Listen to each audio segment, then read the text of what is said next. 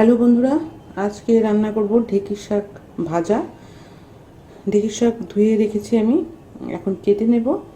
নারকেল কুড়িয়ে রেখেছি, পরিমাণ মতো নারকেল দেব, কাঁচা লঙ্কা এবং লবণ এবং হলুদ দেওয়া হবে। That's all. এটা শুধু ভাজা হবে, ইটস নট লাইক সবজি। আমি ঢেঁকি শাকটা কেটে নিই। Green vegetables is very good for health. এটাতে প্রচুর ফাইবার থাকে, আয়রন থাকে,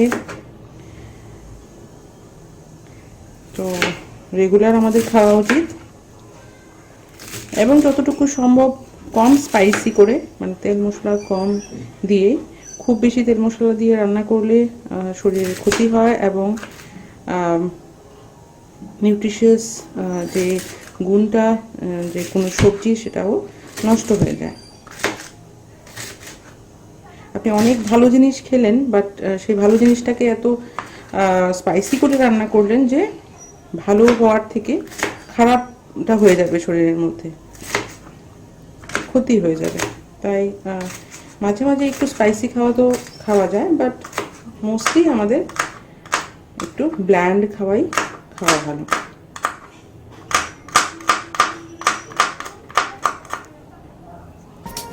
দেখি তেলটা গরম হয়ে গেছে কিনা।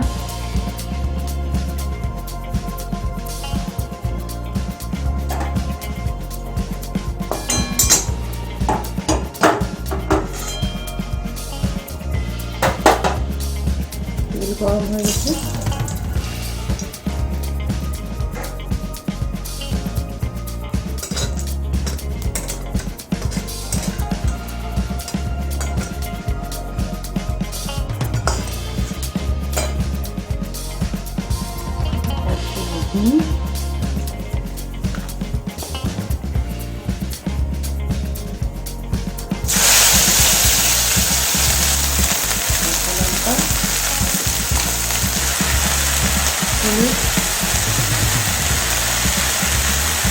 নুন